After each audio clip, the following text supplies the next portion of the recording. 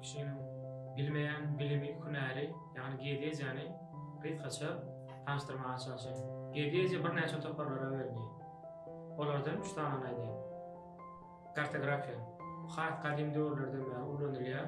Bularda öz boşandyryş bir näçe işler eden musulman alimi Al-Birunini tanaýan soň. Kartografiýanyň işi karta çizmek. Topografiya. Bu hem has kadim döwürlerden beri ulanylýar. Muň etýän işi ýeriň reliefini, oň üstündäki obýektleri detal ölçülendirmek. Kartada beledel. Dağları, denizleri detal ölçülendirýär. Bulary guruluşkerlerde, köprülerde, jaýlarda şu wagt öz iş ýerlerini görýärler. Fotogrametriya. Fotogrametriya obyekti, territoriýa bolsun her näme bolsa skaner etmek arkaly ölçülendirýär. Samolyot, dron ýa ýürütü guralları arkaly skaner edip ölçüp çykarylýar. Geodeziya hakynda umum düşünje alanlardan diýip pikir etken, aýdyça sawal.